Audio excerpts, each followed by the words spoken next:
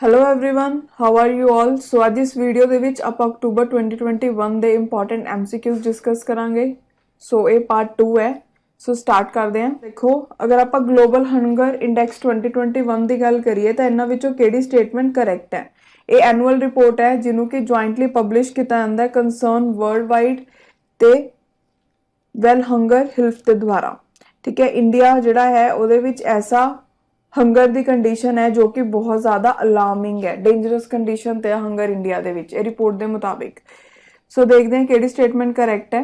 ਦੇਖੋ, global hunger index ਹੈ ਜਿਹੜਾ ਉਹ ਪੀਅਰ ਰਿਵਿਊਡ ਐਨੂਅਲ ਰਿਪੋਰਟ ਹੈ ਜਿਹਨੂੰ ਕਿ ਜੁਆਇੰਟਲੀ ਕੌਣ ਪਬਲਿਸ਼ ਕਰਦਾ ਹੈ, ਕੰਸਰਨ ਵਰਲਡ ਵਾਈਡ ਤੇ ਵੈਲਡ ਹੰਗਰ ਹਿਲਫ। ਠੀਕ ਹੈ, ਤੈਨੂੰ ਡਿਜ਼ਾਈਨ ਕੀਤਾ ਗਿਆ ਹੈ ਕਿ ਇਹ ਮੈਜਰ ਤੇ ਟਰੈਕ ਕਰੇ ਹੰਗਰ ਗਲੋਬਲ ਲੈਵਲ ਤੇ, ਰੀਜਨਲ ਲੈਵਲ ਤੇ ਕੰਟਰੀ ਲੈਵਲ ਤੇ। ਜਿਹੜਾ ਏਮ ਇਹਦਾ ਉਹ ਕੀ ਹੈ, ਰਿਡਿਊਸ ਕਰਨਾ ਹੰਗਰ ਪੂਰੇ ਵਰਲਡ ਦੇ ਵਿੱਚ। ਠੀਕ ਹੈ, ਇੰਡੀਆ ਦਾ ਜਿਹੜਾ ਰੈਂਕ ਹੈ ਉਹ ਹੈਗਾ 101 ਆਊਟ ਆਫ 116 ਕੰਟਰੀਜ਼। ਓਕੇ ਜੀ, ਤੇ ਇੰਡੀਆ ਦੇ ਵਿੱਚ ਜਿਹੜਾ ਹੰਗਰ ਦਾ ਲੈਵਲ ਹੈ ਉਹ ਕੈਸਾ ਹੈ, ਜਿਹੜਾ ਕਿ ਸੀਰੀਅਸ ਲੈਵਲ ਹੈ। ਓਕੇ, ਸੋ ਹੁਣ ਅਗਰ ਆਪਾਂ ਦੇਖੀਏ ਇਸ 'ਚ ਪੁੱਛਿਆ ਵੀ ਕਿਹੜੀ ਸਟੇਟਮੈਂਟ ਕਰੈਕਟ ਹੈ। ਦੇਖੋ, ਪਹਿਲਾ ਜਿਹੜਾ ਸਟੇਟਮੈਂਟ ਹੈ ਉਹ ਕਰੈਕਟ ਹੈ ਕਿ ਇਹਨੂੰ ਜੁਆਇੰਟਲੀ ਇਹਨਾਂ ਦੋਨਾਂ ਦੁਆਰਾ ਪਬਲਿਸ਼ ਕੀਤਾ ਜਾਂਦਾ ਹੈ। ਸੈਕਿੰਡ ਕੀ ਹੈ ਕਿ ਡੇਂਜਰਸ ਕੰਡੀਸ਼ਨ ਤੇ ਹੈ ਬਟ ਐਕਸਟ੍ਰੀਮਲੀ ਅਲਾਰਮਿੰਗ ਕੰਡੀਸ਼ਨ ਤੇ ਨਹੀਂ ਹੈਗਾ ਇੰਡੀਆ ਦੇ ਵਿੱਚ। So first statement only true ਹੈ। ਉਹਦੇ ਬਾਅਦ ਨੈਕਸਟ ਦੇਖੋ, ਅਗਰ ਆਪਾਂ ਗੱਲ ਕਰੀਏ ਆਪਣੇ ਕੋਲ ਇੱਥੇ ਮਿਲਟਰੀ ਐਕਸਰਸਾਈਜ਼ ਦੇ ਨਾਮ ਦਿੱਤੇ ਹੋਏ ਆ ਤੇ ਪੁੱਛਿਆ ਹੋਇਆ ਵੀ ਕਿਹੜੀ ਕੰਟਰੀ ਪਾਰਟਿਸਿਪੇਟਿੰਗ ਨੇਸ਼ਨ ਹੈ ਉਹਦੇ ਵਿੱਚ ਇੰਡੀਆ ਦੇ ਨਾਲ। ਠੀਕ ਹੈ, ਸੂਰਿਆ ਕਿਰਨ ਆਪਾਂ ਨੇ ਰੀਸੈਂਟਲੀ ਡਿਸਕਸ ਕੀਤਾ ਸੀ, ਨੇਪਾਲ, ਵਜਰ ਪ੍ਰਹਾਰ US, ਧਰਮ ਗਾਰਡੀਅਨ ਜਾਪਾਨ ਤੇ ਗਰੁੜ ਸ਼ਕਤੀ ਫਰਾਂਸ। ਸੋ ਦੇਖਦੇ ਹਾਂ ਇਹਦੇ ਵਿੱਚ ਕਿਹੜਾ ਆਨਸਰ ਕਰੈਕਟ ਹੈ। ਦੇਖੋ, ਸਭ ਤੋਂ ਪਹਿਲਾਂ ਅਗਰ ਆਪਾਂ ਸੂਰਿਆ ਕਿਰਨ ਦੀ ਗੱਲ ਕਰੀਏ ਤਾਂ ਇਹ ਹੁੰਦੀ ਐਕਸਰਸਾਈਜ਼ ਇੰਡੀਆ ਤੇ ਨੇਪਾਲ ਦੇ ਵਿੱਚ, ਵਜਰ ਪ੍ਰਹਾਰ ਇੰਡੀਆ ਤੇ US ਦੇ ਵਿੱਚ। ਤੇ ਇੱਕ ਗੱਲ ਹੋਰ ਕਹਿਣਾ ਚਾਹਨੀ ਹੈ, ਇਹ ਸਾਰੀਆਂ ਮਿਲਟਰੀ ਐਕਸਰਸਾਈਜ਼ ਨੇ। ਠੀਕ ਹੈ, ਦੈਨ ਧਰਮ ਗਾਰਡੀਅਨ ਇੰਡੀਆ ਤੇ ਜਾਪਾਨ ਦੇ ਵਿੱਚ, ਗਰੁੜ ਸ਼ਕਤੀ ਇੰਡੀਆ ਤੇ ਇੰਡੋਨੇਸ਼ੀਆ ਦੇ ਵਿੱਚ। ਓਕੇ, ਇੰਪੋਰਟੈਂਟ ਹੈ, ਸਾਰੇ ਨਾਮ ਯਾਦ ਰੱਖਿਓ। ਉਹ ਤੋਂ ਬਾਅਦ ਨੈਕਸਟ ਕੁਐਸਚਨ ਹੈ ਕਿ ਕਿਹੜੀ ਕੰਟਰੀਜ਼ ਇਨਵੋਲਵ ਨੇ। ਸੌਰੀ, ਇਹਦਾ ਆਪਾਂ ਆਨਸਰ ਤਾਂ ਦੇਖਣਾ ਭੁੱਲ ਗਏ। ਸੋ ਦੇਖਦੇ ਹਾਂ। ਦੇਖੋ ਜੀ, ਸਭ ਤੋਂ ਪਹਿਲਾਂ ਸੂਰਿਆ ਕਿਰਨ ਇੰਡੀਆ ਤੇ ਨੇਪਾਲ, ਇਹ ਕਰੈਕਟ ਹੈ। ਵਜਰ ਪ੍ਰਹਾਰ US ਤੇ ਇੰਡੀਆ, ਇਹ ਵੀ ਕਰੈਕਟ ਹੈ। ਦੈਨ ਥਰਡ ਧਰਮ ਗਾਰਡੀਅਨ ਜਾਪਾਨ ਤੇ ਇੰਡੀਆ, ਇਹ ਵੀ ਕਰੈਕਟ ਹੈ। ਬਟ ਜਿਹੜਾ ਫੋਰਥ ਹੈ ਗਰੁੜ ਸ਼ਕਤੀ, ਇਹ ਫਰਾਂਸ ਤੇ ਇੰਡੀਆ ਵਿੱਚ ਨਹੀਂ, ਇੰਡੀਆ ਤੇ ਇੰਡੋਨੇਸ਼ੀਆ ਦੇ ਵਿੱਚ ਹੁੰਦੀ ਹੈ। ਠੀਕ ਹੈ, ਸੋ ਆਪਣੇ ਕੋਲ ਕਿਹੜਾ ਆਨਸਰ ਕਰੈਕਟ ਆਊਗਾ, ਆਪਸ਼ਨ ਨੰਬਰ C ਕਿ ਪਹਿਲੀ ਤਿੰਨ ਸਟੇਟਮੈਂਟਸ ਕਰੈਕਟ ਹੈ। ਓਕੇ, ਸੋ ਹੁਣ ਨੈਕਸਟ ਕੁਐਸਚਨ ਹੈ, ਇਹਨਾਂ ਵਿੱਚੋਂ ਕਿਹੜੀ ਕੰਟਰੀਜ਼ ਇਨਵੋਲਵ ਨੇ ਇੰਟਰਨੈਸ਼ਨਲ ਸਪੇਸ ਸਟੇਸ਼ਨ ਪ੍ਰੋਗਰਾਮ ਦੇ ਵਿੱਚ। ਇਹ ਵੀ ਕਾਫੀ ਇੰਪੋਰਟੈਂਟ ਕੁਐਸਚਨ ਹੈ। ਆਈ ਥਿੰਕ ਇਹ ਆਪਾਂ ਕਿਸੇ ਵੀਡੀਓ 'ਚ ਡਿਸਕਸ ਵੀ ਕੀਤਾ। ਸੋ ਦੇਖਦੇ ਹਾਂ। ਦੇਖੋ, ਇਹਦੇ ਵਿੱਚ ਜਿਹੜਾ ਇੰਟਰਨੈਸ਼ਨਲ ਸਪੇਸ ਸਟੇਸ਼ਨ ਹੈ ਉਹ ਇੱਕ ਹੈਬਿਟੇਬਲ ਆਰਟੀਫਿਸ਼ੀਅਲ ਸੈਟੇਲਾਈਟ ਹੈ ਤੇ ਕਿੱਥੇ ਪ੍ਰੈਜ਼ੈਂਟ ਹੈ ਉਹ ਅਰਥ ਦੇ ਲੋ ਆਰਬਿਟ ਦੇ ਵਿੱਚ। ਠੀਕ ਹੈ, ਜਿਹੜਾ ਫਸਟ ਪੀਸ ਹੈ ਇੰਟਰਨੈਸ਼ਨਲ ਸਪੇਸ ਸਟੇਸ਼ਨ ਦਾ ਉਹਨੂੰ ਲਾਂਚ ਕੀਤਾ ਗਿਆ ਸੀ 1998 ਦੇ ਵਿੱਚ ਤੇ ਉਹ ਤੋਂ ਬਾਅਦ ਕੁਛ ਨਾ ਕੁਛ ਉਹਦੇ ਵਿੱਚ ਇਨਵੋਲਵਮੈਂਟ ਆ ਰਹੀ ਹੈ। ਠੀਕ ਹੈ, ਨਾਸਾ ਤੇ ਉਹਦੇ ਪਾਰਟਨਰਸ ਜਿਹੜੇ ਨੇ ਉਹਨਾਂ ਨੇ ਸਪੇਸ ਸਟੇਸ਼ਨ ਨੂੰ ਫਿਨਿਸ਼ ਕੀਤਾ 2011 ਦੇ ਵਿੱਚ। ਮਤਲਬ 1998 ਤੋਂ ਬਣਨਾ ਸਟਾਰਟ ਹੋ ਗਿਆ ਸੀ, ਫਿਰ 2011 ਤੱਕ ਬਣਾ ਲਿਆ ਸੀ। ISS ਜਿਹੜਾ ਹੈ ਉਹ ਮੋਸਟ ਐਂਬੀਸ਼ੀਅਸ ਇੰਟਰਨੈਸ਼ਨਲ ਕੋਲੈਬੋਰੇਸ਼ਨ ਹੈ ਪੂਰੀ ਹਿਊਮਨ ਹਿਸਟਰੀ ਦੇ ਵਿੱਚ। ਓਕੇ, ਸੋ ਹੁਣ ਅਗਰ ਆਪਾਂ ਗੱਲ ਕਰੀਏ ਜਿਹੜਾ ਇਹ ਪ੍ਰੋਗਰਾਮ ਹੈ ਇਹ ਜੁਆਇੰਟ ਪ੍ਰੋਗਰਾਮ ਹੈ 5 ਸਪੇਸ ਏਜੰਸੀਜ਼ ਦੇ ਵਿੱਚ। ਕਿਹੜੀ ਏਜੰਸੀਜ਼ ਹੈ? ਦੇਖੋ, ਸਭ ਤੋਂ ਪਹਿਲਾਂ ਨਾਸਾ ਯੂਨਾਈਟਿਡ ਸਟੇਟਸ ਦੀ, then Roscosmos Russia, JAXA Japan, ESA Europe and CSA Canada. NASA, Roscosmos, JAXA, ESA ਤੇ CSA। ਇੱਕ ਹੋਰ ਗੱਲ ਇੱਥੇ ਤੁਹਾਨੂੰ ਮੈਂ ਕਹਿਣਾ ਚਾਹੁੰਦੀ ਹਾਂ, ਤੁਹਾਨੂੰ ਮੈਚ ਦ ਫੋਲੋਇੰਗ 'ਚ ਵੀ ਆ ਸਕਦਾ ਪੇਪਰ 'ਚ। ਆਈ ਥਿੰਕ PPSC 'ਚ ਕਿਸੇ ਐਗਜ਼ਾਮ 'ਚ ਆਇਆ ਵੀ ਸੀਗਾ ਕਿ ਸਪੇਸ ਏਜੰਸੀਜ਼ ਦੇ ਨਾਮ ਦਿੱਤੇ ਹੋਏ ਸੀਗੇ ਤੇ ਪੁੱਛਿਆ ਹੋਇਆ ਸੀ ਵੀ ਕਿਹੜੀ ਕੰਟਰੀ ਦੀ ਸਪੇਸ ਏਜੰਸੀ ਹੈ। ਸੋ ਯਾਦ ਰੱਖਿਓ। ਓਕੇ, ਹੁਣ ਜਿਹੜੀ ਓਨਰਸ਼ਿਪ ਤੇ ਯੂਜ਼ ਹੈ ਸਪੇਸ ਸਟੇਸ਼ਨ ਦਾ ਉਹਨੇ ਐਸਟੈਬਲਿਸ਼ ਕੀਤਾ ਗਿਆ ਇੰਟਰ ਗਵਰਨਮੈਂਟਲ ਟ੍ਰੀਟੀਜ਼ ਤੇ ਐਗਰੀਮੈਂਟਸ ਦੇ ਨਾਲ। ਜਿਹੜਾ ਸਟੇਸ਼ਨ ਉਹਨੂੰ ਦੋ ਸੈਕਸ਼ਨਸ ਦੇ ਵਿੱਚ ਡਿਵਾਈਡ ਕੀਤਾ ਗਿਆ, ਰਸ਼ੀਅਨ ਆਰਬਿਟਲ ਸੈਗਮੈਂਟ ਤੇ ਯੂਨਾਈਟਿਡ ਸਟੇਟਸ ਆਰਬਿਟਲ ਸੈਗਮੈਂਟ। ਠੀਕ ਹੈ, ਤੇ ਕਾਫੀ ਕੰਟਰੀਜ਼ ਇਹਨੂੰ ਸ਼ੇਅਰ ਕਰਦੀਆਂ ਨੇ। ISS ਹੈ ਜਿਹੜੀ ਉਹ 9th ਸਪੇਸ ਸਟੇਸ਼ਨ ਹੈ ਜਿਹਨੂੰ ਕਿ ਇਨਹੈਬਿਟ ਕੀਤਾ ਕ੍ਰਿਊ ਨੇ। ਉਹ ਤੋਂ ਪਹਿਲਾਂ ਸੋਵੀਅਤ ਤੇ ਲੇਟਰ ਰਸ਼ੀਅਨ ਸੈਲਿਊਟ, ਅਲਮਾਜ਼, ਮੀਰ ਸਟੇਸ਼ਨ ਜਿਹੜੇ ਨੇ ਉਹ ਵੀ ਜਾ ਚੁੱਕੇ ਨੇ। ਠੀਕ ਹੈ, ਜਿਵੇਂ US ਦਾ ਸਕਾਈ ਲੈਬ ਹੋ ਗਿਆ। ਸੋ ਹੁਣ ਦੇਖਦੇ ਦਾ ਆਨਸਰ ਕੀ ਆਊਗਾ ਵੀ ਕਿਹੜੀ ਕੰਟਰੀਜ਼ ਦਾ ਇਹ ਪ੍ਰੋਗਰਾਮ ਹੈ।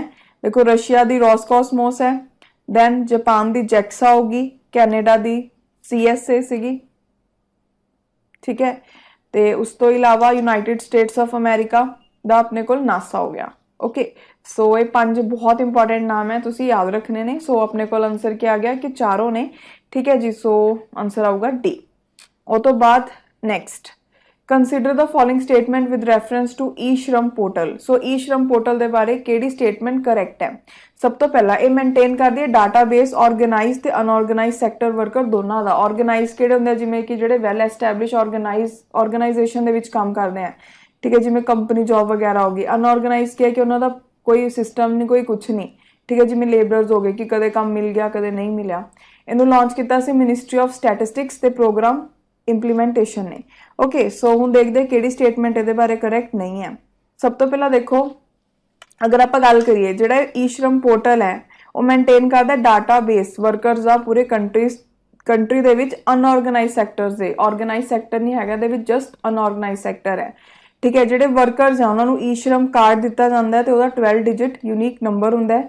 जिहड़ी डिटेल्स है वर्कर्स दी उन्होंने शेयर किया जाता है स्टेट गवर्नमेंट के डिपार्टमेंट्स दे राही, ठीक है। जिहड़ी मिनिस्ट्री ऑफ लेबर ते इंप्लॉयमेंट उन्होंने लॉन्च किया नैशनल डाटाबेस अनऑर्गेनाइज वर्कर्स दे लई या फिर ई श्रम पोर्टल। जिहड़ा ये पोर्टल है इस सिंगल पॉइंट रैफरेंस है अथॉरिटीज़ की हैल्प करन दे लई ताकि वो वर्कर्स नू ट्रेस कर सकन इनफॉर्मल सैक्टर दे विच ते उन्हां नू फिर जॉब अपॉर्चुनिटीज़ प्रोवाइड कीतियां जान, ठीक है। सो इस परपस नाल इहनू बनाया गया। सो जिहड़ा डाटाबेस है इहदे विच कौन कौन इंक्लूडिड है ये भी इंपॉर्टेंट है। कंस्ट्रक्शन वर्कर्स हो गए, माइग्रेंट वर्कर्स हो गए, gag and platform workers, street vendors, domestic workers, agriculture workers, migrant worker या कुछ होर सब ग्रुप्स अनऑर्गेनाइज वर्कर दे, ठीक है। ये अवेलेबल होंगी है पब्लिक दे लई ओपन असैस दे लई जिथे वर्कर्स हैं वो खुद नू इनरोल कर सकते हैं आधार या फिर मोबाइल नंबर दे नाल। मतलब कोई भी अपने आप में इनरोल कर सकता अगर वो अनऑर्गेनाइज सैक्टर तो बिलोंग करता है पोर्टल दे विच। ओके, सो हुण इहदा देखदे आंसर। सो देखो सब तो पहला अपने कोल की सीगा कि जिहड़ा ई श्रम पोर्टल है उहदे विच ऑर्गेनाइज ते अनऑर्गेनाइज सैक्टर दे वर्कर्स दोनों दे लई डाटाबेस मौजूद है, नहीं, सिर्फ अनऑर्गेनाइज लई है। और तो बाद इन्होंने ministry of statistics and programme implementation ने लॉन्च किया, ये भी स्टेटमेंट गलत है, ठीक है। सो इन्होंने केड़ी मिनिस्ट्री ने किया सी? Labour and employment. इत्थे स्टेटमेंट 2 इज करेक्ट लिखा होया बट इत्थे गलत आऊगा कि स्टेटमेंट 2 इज नॉट करेक्ट, ठीक है, क्योंकि मिनिस्ट्री ऑफ लेबर ते इंप्लॉयमेंट ने इन्होंने लॉन्च किया सीगा। सो ये बेसिस ते अपना आंसर क्या है? डी, बिकॉज पूछा है ना भी केड़ी स्टेटमेंट करेक्ट है, इन्हां विचों कोई भी करेक्ट नहीं है। सो नैक्सट क्वेश्चन देखो, अगर आप नैशनल अर्बन डिजिटल मिशन की गल करिए तो केड़ी स्टेटमेंट करेक्ट है? ये इनिशिएटिव है ministry of electronics information technology का, दैट इज मिटी, ठीक है। दा विजन के इंप्रूव करना ईज ऑफ लिविंग सिटीजनस के लिए क्रिएट करके national urban digital ecosystem. Okay, so हुण देखते हैं बारे। देखो सब तो पहला जो नैशनल अर्बन डिजिटल मिशन है वह एम की है एक शेयर डिजिटल इंफ्रास्ट्रक्चर बनाना जिहड़ा कि स्ट्रेंथ करूगा कैपेसिटी अर्बन इकोसिस्टम दी, ताकि जिहड़ी कॉम्पलैक्स प्रॉब्लम्स हैं उन्होंने एक स्केल ते सॉल्व किया जाए तो पूरी स्पीड नाल सॉल्व किया जाए, ठीक। सो देखो कि इहनू बिल्ड किया गया सी एज पब्लिक गुड, ठीक है। तो प्रोवाइड की करती है डिजिटल बिल्डिंग ब्लॉक्स हो गए, ready to use platform, standard specification framework. तो इनिशिएटिव है ministry of housing and urban affair. और तो बाद नैक्सट क्या है विजन क्या इंप्रूव करना ईज ऑफ लिविंग सिटीजनस लिए क्रिएट करके एक नैशनल अर्बन डिजिटल इकोसिस्टम जिहड़ा कि डिलीवर करूगा इंक्लूसिव एफिशिएंट ते सिटीजन सेंट्रिक गवर्नेंस इंडिया दी 4400 टाउन्स ते सिटीज़ दे विच। ओके, सो हुण आपां सॉरी इनू डिस्कस करते हैं, आंसर क्या है? पहला आंसर डिस्कस करते हैं। सब तो पहला देखो पूछा है भी केड़ा करेक्ट है। ये इनिशिएटिव है ministry of electronics and information technology का, गलत है। तो नैक्सट क्या है विजन क्या है कि इंप्रूव करना ईज ऑफ लिविंग सिटीजनस के लिए क्रिएट करके एक नैशनल अर्बन डिजिटल इकोसिस्टम, ये वाला ठीक है, ठीक है। सो इन्होंने दोनों के विचों अपने कोल केड़ी स्टेटमेंट ठीक है? ऑप्शन नंबर बी पहली गलत है। इस क्वेश्चन है कि इन्हां विचों केड़ी कंट्री मैंबर नहीं है न्यू क्वाड दी। हुण न्यू क्वाड क्यों क्या जा रहा है? क्वाड के बारे आप बहुत बार पढ़ चुके, ठीक है। उहदे विच 4 कंट्री सीगियां, इंडिया, जापान, ऑस्ट्रेलिया ते यूएसए, ठीक है। सो हुण जिहड़ा न्यू क्वाड बनन जा रहा है उहदा मैंबर इंडिया, इजराइल, यूएसए तो हैगा ही है बट इत्थे सऊदी अरेबिया नहीं। कौन है? यूएई, ठीक है। सो आंसर क्या होगा कि इन्हां विचों कौन नहीं हैगा? सी, दैट इज सऊदी अरेबिया। और तो बाद जिहड़ा हैगा रिलेटेड टू दादा साहिब फाल्के अवार्ड, ठीक है। पूछा है कि 1969 दे विच स्टार्ट होया, इनू हर साल दिता जाता है नैशनल फिल्म अवार्ड सैरेमनी दे विच। एक्टर अमिताभ बच्चन नू 51st दादा साहिब फाल्के अवार्ड दिता गया। सो पूछे दे बारे केड़ी स्टेटमेंट करेक्ट है? सो देखो सब तो पहला की है कि जिहड़े गवर्नमेंट ऑफ इंडिया है उन्होंने दादा साहिब फाल्के अवार्ड स्टार्ट किया 1969 दे विच, ताकि दादा साहिब फाल्के जिन्होंने फादर ऑफ इंडियन सिनेमा भी बोलते हैं उन्होंने रिस्पैक्ट दी जाए, ठीक है। उन्होंने इंडिया की first full length feature film बनाई सी जिहदा नाम की सी राजा हरीशचंद्र ते कदों बनाई सी 1913 दे विच। यह हाईएस्ट ऑनर है किसी भी आर्टिस्ट के लिए इंडियन सिनेमा दे। ठीक है, इनू एनुअली प्रेजेंट किया जाता है नैशनल फिल्म अवार्ड सैरेमनी दे विच by directorate of film festival, जो एक ऑर्गेनाइजेशन है जिन्होंने मिनिस्ट्री ऑफ इनफॉर्मेशन ते ब्रॉडकास्टिंग ने सैट किया। उस तो बाद जिन्होंने मिलता है वो कादे लिए मिलता है, बिकॉज उन्होंने बहुत अच्छी कॉन्ट्रीब्यूशन दी होंगी है इंडियन सिनेमा की ग्रोथ ते डेवलपमेंट के लिए। ये अवार्ड दे विच स्वर्ण कमल होंगे, ठीक है, एक मैडल होंगे, शॉल होंगे ते कैश प्राइज होंगे 10 लाख रुपीज़ का। उस तो बाद जिहड़ा ये ऑनर है कि 51st दादा साहिब फाल्के अवार्ड है जिहड़ा अमिताभ बच्चन नूं नहीं, किन्हां नूं मिलिया सी, रजनीकांत नूं। ते पेपर च क्वेश्चन भी आया सी पीपीएससी दे विच, ठीक है, जिहड़ा रीसेंटली एक पेपर होया सी पीपीएससी दा, उहदे विच एक क्वेश्चन आया सी। सो देखो करेक्ट है, देखो 1969 दे विच स्टार्ट होया, national film award ceremony present किया जाता है, ये दोनों स्टेटमेंट ठीक है। उस तो बाद अमिताभ बच्चन को मिले नहीं, रजनीकांत को मिले सी, ठीक है। सो अपने को फर्स्ट 2 स्टेटमेंट करेक्ट है, थर्ड गलत है, सो आंसर क्या होगा ऑप्शन ए। उस तो बाद नैक्सट निपुण भारत दे लई इन्हां विचों किहड़ी स्टेटमेंट जिहड़ी है वो करेक्ट है। सो देखते हैं निपुण भारत के बारे। देखो इनू लॉन्च किया गया under the aegis of central sector scheme of Samagra Shiksha. So इत्थे मैं एक चीज़ तुहानूं दसना चाहनी हाँ, जिहड़ी सेंट्रल सैक्टर स्कीम हुंदी वो ऐसी स्कीम्स हुंदी जिन्होंने सेंट्रल गवर्नमेंट फुली फंड करदियां ने। सेंट्रल स्पॉन्सर्ड स्कीम दे विच कुछ जिहड़ा पार्ट हुंदा स्टेट गवर्नमेंट का भी हुंदा है। आई थिंक मई दे एक लैक्चर दे विच मैं उन्होंने ऑपोजिट कर गई सी, so I am really sorry for that. So उत्थे करैक्शन कर लियो। ओके, सो देखो उस तो बाद इहदा एम क्या कवर करना लर्निंग नीड्स बच्चों की जिहड़े कि 6 तो लैके 18 सालों के विच ने। सो देखते हैं, देखो national initiative for proficiency in reading with understanding and numeracy, निपुण भारत की डेफिनेशन है, ठीक है। इनू इंप्लीमेंट किया जा रहा है डिपार्टमेंट ऑफ स्कूल एजुकेशन ते लिटरेसी के द्वारा, मिनिस्ट्री ऑफ एजुकेशन। ओके, एक 5 टीयर इंप्लीमेंटेशन मैकेनिज्म नू सैटअप किया गया national state district block school level ते सारी स्टेट्स ते यूनियन टैरेटरीज दे विच। देखो 5 लैवल हो गए ना, नैशनल स्टेट डिस्ट्रिक्ट ब्लॉक ते स्कूल लैवल। ओके, ते ये की एक सेंट्रल स्पॉन्सर्ड स्कीम है समर्ग शिक्षा की। ओके, उस तो बाद एक कवर कर दी है टैक्नीकल एस्पैक्ट फाउंडेशनल लिटरेसी ते न्यूमरेसी दे ते एडमिनिस्ट्रेटिव एस्पैक्ट्स किदे लई ताकि सैटअप हो सके implementation mechanism national state district block ते स्कूल लैवल के उपर।